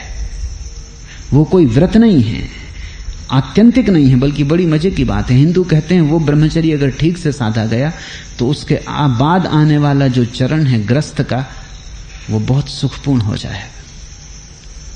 आज वैज्ञानिक भी इस बात से राजी है कि जिन लोगों ने भी अपनी वीर्य ऊर्जा को खो दिया है विवाह के पूर्व, उनका विवाह कभी भी सुखी ना हो पाएगा। क्योंकि सुख की संभावना तभी थी जब वे ऊर्जा से भरे हों, परिपूर्ण भरे हों, बाढ़ हो, तो काम का ठीक ठीक अनुभव हो जाता। और जिस चीज का ठीक अनुभव हो जाए उससे मुक्ति हो सकती। मुक्ति बिना अनुभव के होती ही नहीं। तो 25 वर्ष तक पहले जीवन के चरण में ब्रह्मचर्य, फिर 25 वर्ष ब्रह्मचर्य के बाद ग्रस्त। ऊर्जा इकट्ठी है, 25 वर्ष बांध के रखा है, संयमित रहा है व्यक्ति, एक तेज है, एक शक्ति है। अब वो ग्रस्त में गुजरेगा, इस ऊर्जा से गुजरेगा कि अनुभव प्रगाढ़ हो जाए। हिंदू कहते हैं 25 वर्ष तक ग्रस्त, 50 वर्ष में फिर वानप्रस्थ हो जाए। अब अनुभव हो गया, जान लिया जो जानना था और पहचान लिया जो पहचानना था। अब सपने नहीं सता सकते, क्योंकि सपने तभी तक सताते हैं जब तक अनुभव ना हो। देख लिया जीवन को, उसका रस पहचान लिया और देख लिया कि रस में भी कुछ है नहीं, खाली है, ऊपर ऊपर है, भीतर रिक्त है। इस अनुभूति से आदमी वानप्रस्थ हो जाए। वानप्रस्थ का अर्थ है अभी जंगल ना जाए, जंगल की तरफ मुंह हो जाए। अभी पहुंचना जाए जंगल एकदम से, क्योंकि हिंदू बड़े नैसर्गिक ढंग से चलना चाहते हैं। वो कहते हैं अभी मुंह जंगल की तरफ कर दे, बैठे दुकान पर लेकिन मुंह जंगल की तरफ, काम करे लेकिन मुंह जंगल की तरफ। उसका कारण है 25 वर्ष के बाद उसके अपने बच्चे अब घर लौटने के करीब होते होंगे। 25 वर्ष वो खुद ब्रह्मचारी था, फिर 25 वर्ष जब वो ग्रस्त रहा, उसके बच्चे पैदा हुए, बच्चे गुरुकुल गए, अब वो गुरुकुल से घर आते होंगे। अभी बाप अगर छोड़ के भाग जाए तो ये बड़ा अनैसर्गिक क्रम हो जाएगा, बच्चों को कौन संभालेगा। बच्चे घर लौटते होंगे, अब वो तैयार हो गए, उनके विवाह करने हैं, उनको घर गृहस्थी जमानी है, उनको जीवन में उतार देना है, तो इसलिए वानप्रस्थ हो जाए। मन तो हटा ले, शरीर भर रहने दे।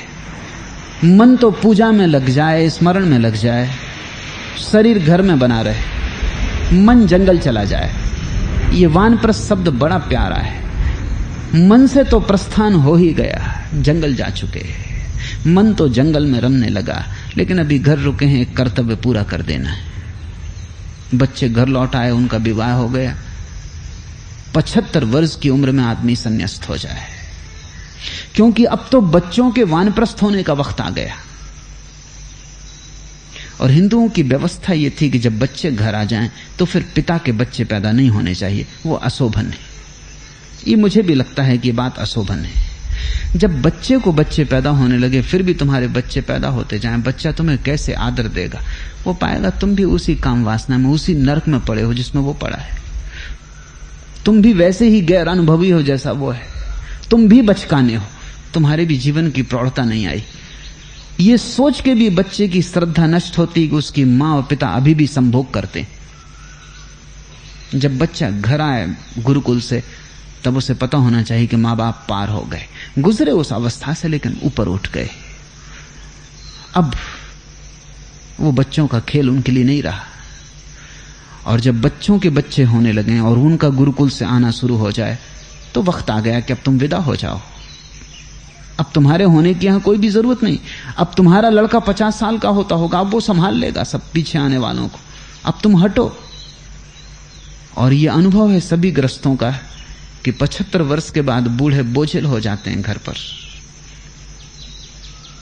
उनकी अब किसी में उत्सुकता नहीं रह जाती और न उनमें किसी की उत्सुकता रह जाती। उनकी दुनिया जा चुकी। अब भी वो अगर अटके रहें तो वो उपद्रव पैदा करते हैं, झगड़ा झंझट खड़ी करते हैं, चिड़चिड़े हो जाते। उन्हें जंगल चले जाना चाहिए, उनके सन्यास का समय आ गया। और ये जो जंगल चले जाएंगे, यही गुरु हो जाएंगे छोटे बच्चों के जो अभी आने हैं पढ़ने के लिए। हमने एक वर्तुल पूरा कर लिया। 75 वर्ष की उम्र के लोग जिन्होंने जीवन को पूरा जान लिया, निचोड़ लिया और पाया कि व्यर्थ है और निचोड़ के फेंक दिया, जो संसार में गए और संसार के बाहर आ गए अछूते, यही योग्य हैं गुरु होने के।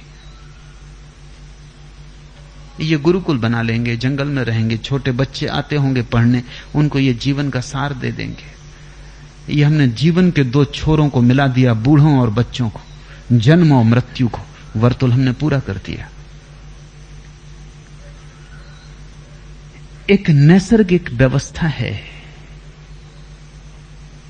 और नैसर्गिक व्यवस्था हमेशा अनुभव से जाती। अप्राकृतिक व्यवस्था अनुभव को छोड़ने का आग्रह करती है, नैसर्गिक व्यवस्था अनुभव को भोगने का आग्रह करती है। उपनिषदों का बड़ा अद्भुत वचन है, तेन त्यक्तेन भुंजिता। ये बड़ा क्रांतिकारी सूत्र है। ये कहता है वे ही त्याग सकते हैं जिन्होंने भोगा।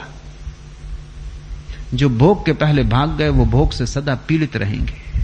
जिन्होंने भोग लिया उनकी स्थिति शांत हो गई, उपशम को उपलब्ध हो गए। अब वो जा सकते हैं, अब कोई उन्हें रोकने वाला ना रहा। तो मैं तुमसे कहूंगा, अगर करें तो मुश्किल, न करें तो मुश्किल, ऐसी दुविधा हो तो करना, ना करना मत चुनना। उसको जिसने चुना वो भटकेगा। अगर तुम्हारे मन में ऐसा सवाल हो कि काम वासना में उतरें कि न उतरें, तो उतरना, क्योंकि सवाल उठ रहा है उसका मतलब ही है कि तुम्हारे जीवन में अनुभव पका नहीं। अगर तुम्हारे सामने सवाल उठे कि झूठ बोलें कि सच, सवाल उठ रहा है उसका मतलब ही है कि झूठ का रस कायम। बोलना, क्योंकि अगर बोलोगे ना तो रस सदा के लिए कायम रह जाएगा। बोलो, झूठ की पीड़ा झेलो, झूठ में भटको, गिरो, हाथ पैर तोड़ो, ताकि अनुभव हो, वापस आ सको। भूल करने से कभी मत डरना, क्योंकि जो भूल करने से डरता है उसकी यात्रा ही बंद हो जाती। हां, इतना ही स्मरण रखना, एक ही भूल बार बार मत करना, नई नई भूल करना, मगर एक ही भूल बार बार मत करना। एक भूल को पूरी तरह कर लेना ताकि दोबारा करने का सवाल भी न रह जाए। मेरी अपनी दृष्टि यह है कि ब्रह्मचर्य एक संभोग में भी उत्पन्न हो सकता है, अगर संभोग परिपूर्ण हो, क्योंकि फिर तो पुनरुक्ति ही है उसी की। लेकिन वो परिपूर्ण नहीं हो पाता, क्योंकि तुम पूरे मन से अपने को संभोग में नहीं डाल पाते। संस्कृति, सभ्यता, नीति, शिक्षा, धर्म सब तुम्हें रोके हुए हैं। उन्होंने सब जहरीला कर दिया, तो तुम संभोग में भी उतरते हो, डरते डरते, कपते कपते, आधे आधे। इसलिए अनुभव कभी पूरा नहीं हो पाता, और इसलिए मरते दम तक संभोग पीछा करता है, काम वासना पकड़े रहती। मरता है आदमी, राम का स्मरण नहीं उठता, वहां भी काम का ही स्मरण चलता रहता। मरते आदमी की भी खोपड़ी तुम खोलो तो वहां तुम्हें स्त्री मिलेगी, परमात्मा नहीं। अधूरा रह गया, सब अटका रह गया। मेरी दृष्टि में स्त्रियां पुरुषों से ज्यादा सरलता से काम वासना से मुक्त हो जाती, और उसका कारण क्योंकि स्त्रियां उतनी सभ्य नहीं हैं जितना पुरुष। स्त्रियां ज्यादा प्राकृतिक हैं, पुरुष ज्यादा सामाजिक है। स्त्रियां अभी भी प्रकृति का हिस्सा हैं, इसलिए स्त्रियों को रोना होता है तो रो लेती हैं, पुरुष नहीं रोता। हंसना होता है तो हंस लेती हैं, पुरुष हर चीज को रोकता है। रोना कैसे संभव, मर्द होकर रो रहे। अब परमात्मा ने मर्दों की आंखों में भी उतनी ही ग्रंथियां बनाई हैं आंसुओं की जितनी स्त्रियों की आंखों में। तो परमात्मा ने बड़ी भूल की, मर्द की आंख में आंसू की ग्रंथि बनाई ही क्यों, अगर मर्द को रोना ही नहीं। लेकिन तुम रोने को भी रोक रहे, क्योंकि मर्द कैसे रो सकता है। स्त्री प्राकृतिक है, थोड़ी करीब है प्रकृति के, और ज्यादा बौद्धिक नहीं है, इसलिए बहुत सिद्धांत और शास्त्र उसको परेशान नहीं करते, वो जी लेती, और स्त्रियां जल्दी मुक्त हो जाती। ये मेरे अनुभव में आया कि मेरे पास सैकड़ों स्त्रियां आती हैं जो कहती हैं हम काम वासना से थक गए हैं, लेकिन पति हमें घसीट रहा है। लेकिन ऐसे पुरुष कभी मुश्किल से आते हैं जो कहते हैं हम काम वासना से थक गए हैं और पत्नी हमें घसीट रही। अगर 99 स्त्रियां आती हैं ऐसा कहने तो एक पुरुष आता है, ये अनुपात है।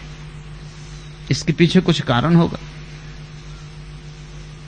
पुरुष ज्यादा सभ्य हो गया है, बौद्धिक हो गया है, शिक्षित हो गया है, सामाजिक हो गया है, प्राकृतिक नहीं रह गया। तो मैं तुमसे कहता हूं, करें तो मुश्किल, ना करें तो मुश्किल। अगर ऐसा सवाल हो और तुम्हें दो ही विकल्प दिखाई पड़े तो करना और मुश्किल भोगना। ना करने वाली मुश्किल से करने वाली मुश्किल बेहतर है। ऊंट को उसी करवट बिठाना, क्योंकि जिसने किया ही नहीं वो हमेशा अटका रह जाता है और हमेशा मन में लगा रहता है अगर कर लेते, पता नहीं कर लेते तो कितना सुख मिलता।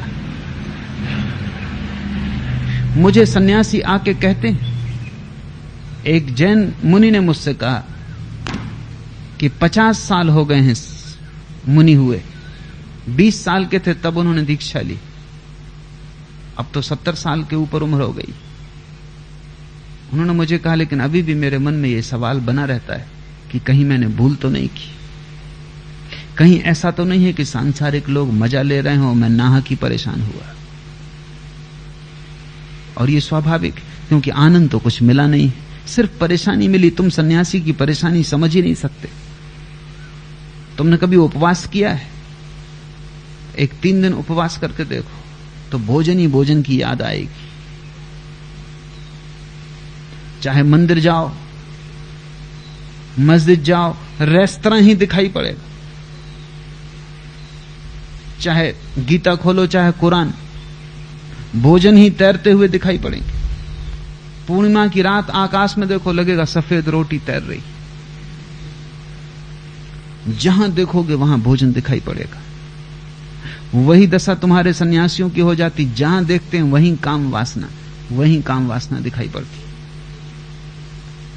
समझाते हैं 24 घंटे उसी के विपरीत। वो भी इसलिए समझाते हैं, तुम ये मत समझना कि तुम्हें समझाते हैं, जोर जोर से बोल के अपने को ही समझाते हैं कि बड़ा पाप है, इसमें पढ़ना ही मत। दूसरों को बहाने अपने को ही समझाते हैं, लेकिन मुक्त नहीं हो पाते। मुक्ति का एक ही मार्ग है, वो है अनुभव, ज्ञान। तो अगर तुम्हें चुनना ही पड़े तो करके मुश्किल भोगना। मुश्किल तुम भोगोगे, ये मैं नहीं कह रहा हूं कि करने से तुम्हें मुश्किल नहीं होगी, करने से भी होगी, न करने से भी होगी, लेकिन करने वाली मुश्किल से कुछ लाभ है, ज्ञान उपलब्ध होता है। न करने वाली मुश्किल से कुछ उपलब्ध नहीं होता, वो मुश्किल नपुंसक है, बांझ, उससे कुछ पैदा नहीं होता। लेकिन अगर तुम्हें मेरी बात समझ में आ जाए तो मैं तुमसे कहता हूं, दो में चुनने की कोई जरूरत ही नहीं। तुम साक्षी भाव चुनना, वो तीसरा विकल्प है। काम वासना उठे, तुम देखते रहना। काम वासना उठेगी, साथ ही दो विचार भी उठेंगे, भोग लें न भोगें, तुम दोनों को देखते रहना। तुम चुनना ही मत। ऊंट को बैठने ही मत देना, खड़े ही रखना। उसी को होश कहा है ज्ञानियों ने, साक्षी भाव कहा है। ऊंट खड़ा ही रहे। ऊंट की बड़ी इच्छा होगी, ऊंट कहेगा ऐसे नहीं तो ऐसे बैठ जाएं। बैठना सुगम मालूम पड़ता है, लेकिन तुम ऊंट से कहना कि हमने खड़े होने तय किया है, हम मध्य में ही खड़े रहेंगे, हम चुनेंगे ही नहीं। इसको कृष्णमूर्ति चॉइसलेसनेस कहते हैं, निर्विकल्पता। इसी निर्विकल्पता को साधते साधते, जिसको पतंजलि ने कहा निर्विकल्प समाधि, वो उपलब्ध होती। चोरी करना कि नहीं करना, दोनों को तुम देखते रहना, न इसको चुनना न उसको चुनना। विवाह करना कि ब्रह्मचारी रहना, न इसको चुनना न उसको चुनना, तुम दोनों को देखते रहना। तुम कहना कि मैं तो दृष्टा मात्र हूं, मैं सिर्फ देखूंगा, मैं कर्ता नहीं बनूंगा, मैं चुनूंगा नहीं। मन में उठने देना, लहरें सब तरह की उठेंगी, तुम देखते रहना। अगर तुमने हिम्मत रखी देखते रहने की, ऊंट को खड़ा रखा, धीरे धीरे पाओगे सागर शांत हो जाता, दोनों ही लहरें खो जाती। कोई भी विकल्प चुनना नहीं पड़ता है, और उस निर्विकल्प दशा में ही जीवन की परम अनुभूति, जीवन का परम आकाश उपलब्ध होता है।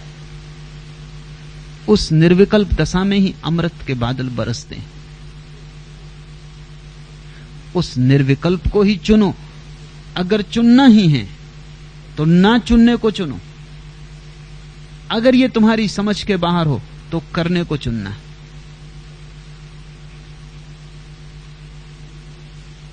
लेकिन निर्विकल्प को अगर चुन सको, निर्विकल्प को चुनने का मतलब है कुछ भी ना चुनना, तब तुम जीवन से ऐसे गुजर जाओगे जैसा कबीर ने कहा है, ज्यों की त्यों धर देनी चदरिया, खूब जतन से ओढ़ी चदरिया, ज्यों की त्यों धर देनी। ये जतन, ऊंट खड़ा ही रहा, बैठा ही नहीं, होश रखा, चादर खराब ना हो जाए, ऐसी जैसी पाई थी वैसे ही परमात्मा को लौटा दी। अगर तुम दो विकल्पों के बीच निर्विकल्प रह सको तो तुम्हारे जीवन में परम सूत्र का आविर्भाव हो गया। वही है कुंजी, उसके द्वार भी। आज इतना ही।